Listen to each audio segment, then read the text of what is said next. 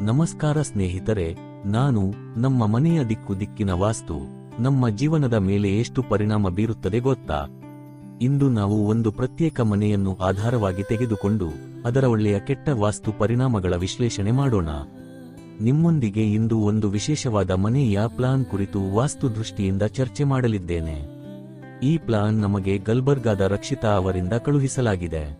ಈ ಮನೆಗೆ ದಕ್ಷಿಣ ಮುಖದ ಪ್ರವೇಶವಿದ್ದು ಪೂರ್ವ ಭಾಗದಲ್ಲಿ ಸುಮಾರು 70% ವರಾಂಡಾ, ಮುಖ್ಯ ಪ್ರವೇಶದಿಂದ ಒಳಗೆ ಹೋದರೆ ಮೊದಲಿಗೆ ಲಿವಿಂಗ್ ರೂಮ್, ಮಧ್ಯಭಾಗದಲ್ಲಿ ಡೈನಿಂಗ್, ಪೂರ್ವ ದಿಕ್ಕಿಗೆ ಸಾಮಾನ್ಯ ಶೌಚಾಲಯ, ಈಶಾನ್ಯ ಭಾಗದಲ್ಲಿ ಒಂದು ಬೆಡ್ ರೂಮ್, ಉತ್ತರ ಪಶ್ಚಿಮ ಭಾಗದಲ್ಲಿ ಇನ್ನೊಂದು ಬೆಡ್ ರೂಮ್, ಪಶ್ಚಿಮ ದಿಕ್ಕಿಗೆ ಕಿಚನ್, ಹಾಗೆ ದಕ್ಷಿಣ ಪಶ್ಚಿಮ ಭಾಗದಲ್ಲಿ ಇನ್ನೊಂದು ಬೆಡ್ ರೂಮ್ ಇದೆ.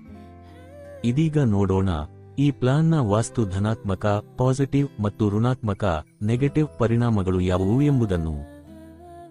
ಈಗಾಗಲೇ ನಿರ್ಮಿಸಿರುವ ಮನೆ ಎಕ್ಸಿಸ್ಟಿಂಗ್ ಹೌಸ್. ಧನಾತ್ಮಕ ಅಂಶಗಳು ಪಾಸಿಟಿವ್ಸ್. ಪೂರ್ವ ಭಾಗದಲ್ಲಿ ವರಾಂಡಾ ಹೆಚ್ಚು ಇರುವುದರಿಂದ ಸೂರ್ಯೋದಯದ ಬೆಳಕು ಮನೆಗೆ ಸರಿಯಾಗಿ ಪ್ರವೇಶಿಸುತ್ತದೆ. ಇದು ಆರೋಗ್ಯ ಮತ್ತು ಶಾಂತಿಯ ಸಂಕೇತ. ಈಶಾನ್ಯದಲ್ಲಿ ಬೆಡ್ ರೂಮ್ ಇರುವುದು ಮಕ್ಕಳು ಅಥವಾ ಅತಿಥಿಗಳಿಗೆ ಅನುಕೂಲಕರ. ಪಶ್ಚಿಮ ದಿಕ್ಕಿನಲ್ಲಿ ಕಿಚನ್ ಇರುವುದು ಕೆಲವೊಮ್ಮೆ ಒಳ್ಳೆಯದು, ಏಕೆಂದರೆ ಸಂಜೆ ಸೂರ್ಯನ ಬೆಳಕು ಆಹಾರ ತಯಾರಿಕೆಗೆ ಸಹಾಯವಾಗುತ್ತದೆ. ಋಣಾತ್ಮಕ ಅಂಶಗಳು ನೆಗೆಟಿವ್ಸ್. ದಕ್ಷಿಣ ಮುಖದ ಪ್ರವೇಶವು ಸಾಮಾನ್ಯವಾಗಿ ಶಿಫಾರಸು ಆಗುವುದಿಲ್ಲ. ಇದು ಹಣಕಾಸಿನ ಒತ್ತಡ ಮತ್ತು ಆರೋಗ್ಯದ ತೊಂದರೆಗಳನ್ನು ತರಬಹುದು. ಮಧ್ಯಭಾಗದಲ್ಲಿ ಬ್ರಹ್ಮಸ್ಥಾನದಲ್ಲಿ ಡೈನಿಂಗ್ ರೂಮ್ ಇರುವುದು ಅಡ್ಡ ಪರಿಣಾಮಗಳನ್ನು ಉಂಟುಮಾಡಬಹುದು. ಮನೆಯಲ್ಲಿ ಕಲಹ, ಅಶಾಂತಿ ಉಂಟಾಗುವ ಸಾಧ್ಯತೆ.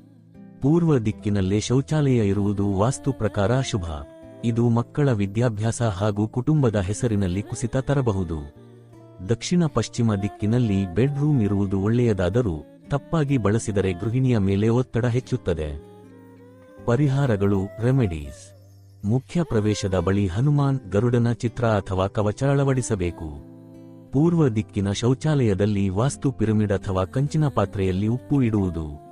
ಮಧ್ಯಭಾಗ ಡೈನಿಂಗ್ ನ ಭಾರವನ್ನು ಕಡಿಮೆ ಮಾಡಬೇಕು, ಕನಿಷ್ಠ ತೂಕದ ಪೀಠೋಪಕರಣ ಮಾತ್ರ ಇರಲಿ. ಪಶ್ಚಿಮ ಕಿಚನ್ನಲ್ಲಿ ಪ್ರತಿದಿನ ಬೆಳಿಗ್ಗೆ ಹಾಲು ಬೇಯಿಸಿ ಪೂರ್ವಕ್ಕೆ ಮುಖ ಮಾಡಿ ಅರ್ಪಣೆ ಮಾಡುವುದು. ಹೊಸ ಮನೆಯನ್ನು ನಿರ್ಮಿಸುವವರಿಗೆ ನ್ಯೂ ಕನ್ಸ್ಟ್ರಕ್ಷನ್.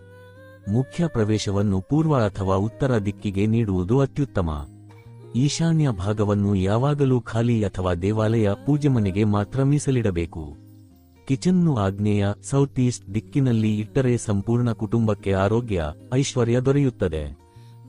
ಶೌಚಾಲಯವನ್ನು ಪೂರ್ವ ಅಥವಾ ಈಶಾನ್ಯಕ್ಕೆ ಕೊಡಬಾರದು, ಬದಲಿಗೆ ನೈಋತ್ಯ, ನಾರ್ತ್ ವೆಸ್ಟ್ ಅಥವಾ ಪಶ್ಚಿಮಕ್ಕೆ ಕೊಡುವುದು ಉತ್ತಮ. ದಕ್ಷಿಣ ಪಶ್ಚಿಮ ಭಾಗವನ್ನು ಮುಖ್ಯ ಗೃಹಸ್ಥರ ಬೆಡ್ ರೂಮ್ ಆಗಿ ಇಟ್ಟರೆ ಸ್ಥಿರತೆ ಬರುತ್ತದೆ. ಇದು ರಕ್ಷಿತಾ ಅವರ ಪ್ಲಾನ್ ಕುರಿತು ಮಾಡಿದ ವಿಶ್ಲೇಷಣೆ.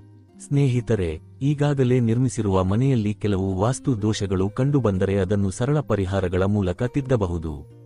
ಆದರೆ ಹೊಸ ಮನೆ ನಿರ್ಮಿಸುವವರು ಶುರುವಾಗುವಷ್ಟರಲ್ಲಿ ಸರಿಯಾದ ವಾಸ್ತು ಸಲಹೆ ಪಡೆದು ಮಾಡಿದರೆ ಜೀವನದಲ್ಲಿ ಸಂತೋಷ, ಆರೋಗ್ಯ, ಐಶ್ವರ್ಯ ಎಲ್ಲವೂ ಒಟ್ಟಿಗೆ ಲಭಿಸುತ್ತದೆ. ವಾಸ್ತು ಕುರಿತು ಹೆಚ್ಚಿನ ಮಾರ್ಗದರ್ಶನ, ಕಡಿಮೆ ವೆಚ್ಚದ ವಿನ್ಯಾಸಗಳು ಹಾಗೂ ಕನ್ಸ್ಟ್ರಕ್ಷನ್ ಸಲಹೆಗಳಿಗಾಗಿ SLV ಎಂಜಿನಿಯರಿಂಗ್ ಅನ್ನು ಸಂಪರ್ಕಿಸಬಹುದು. ಫೋನ್ ರಿಸೀವರ್ ಸಂಪರ್ಕ ಸಂಖ್ಯೆ 6363722937. ಧನ್ಯವಾದಗಳು. ನಮಸ್ಕಾರ.